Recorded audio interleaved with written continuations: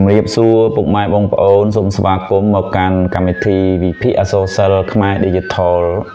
ថ្ងៃនេះយើងនឹងវិភាគ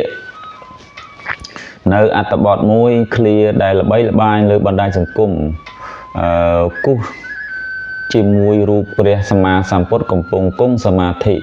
តើពុទ្ធិកានេះបានបន្សល់នៅគំនិតទស្សនវិជ្ជាអ្វីខ្លះសម្រាប់ជីវិតក្នុងយុគសម័យ Digital របស់យើងបុគ្គលអ្នកស្ងប់ឃ្លាទី1ថាបុគ្គលមានសតិស្ងៀមស្ងាត់ក្នុងកិរិយាឈ្មោះថាបុគ្គលអ្នកស្ងប់អត្ថន័យគឺថាអ្នកដែលរក្សាសតិការដឹងខ្លួនរបស់ខ្លួនឲ្យនៅស្ងៀមស្ងាត់មិនច្របូកច្របល់មិន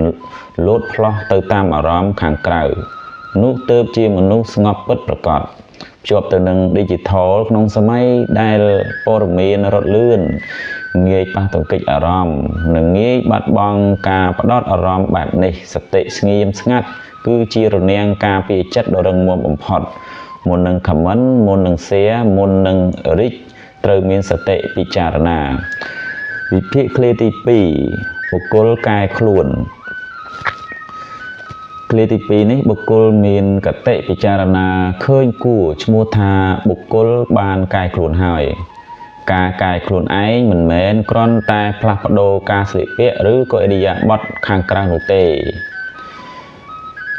ការកែខ្លួនពិតប្រាកដគឺស្ថិតនៅត្រង់កតិពិចារណាឃើញគួររបស់ចិត្តបុគ្គលដែលចេះពិចារណាដោយហេតុផលត្រឹមត្រូវទទួលស្គាល់នៅការពិតនិងផ្លាស់ប្ដូរផ្នត់គំនិតមិនល្អនោះទើបឈ្មោះថាបានកែខ្លួនជាផ្លូវការហើយការពិចារណាគឺជាការចាប់ផ្ដើមនៃភាពរីកចម្រើន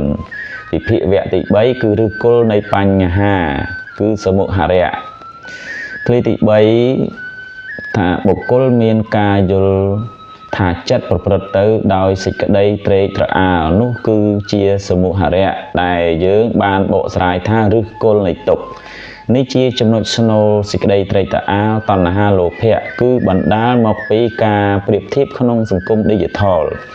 យើងចង់បានដូចគេបង្ហោះលើ Facebook ចង់បានទូរស័ព្ទថ្មីបំផុតចង់បានការទទួល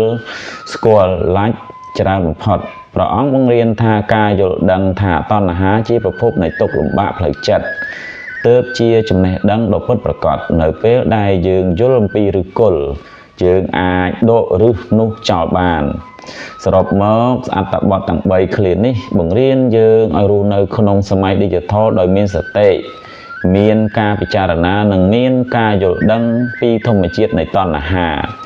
សូមអរគុណសម្រាប់ការតាមដានទស្សនាតើបងប្អូនមានទស្សនវិភាគផ្សេងពីនេះដែរទេ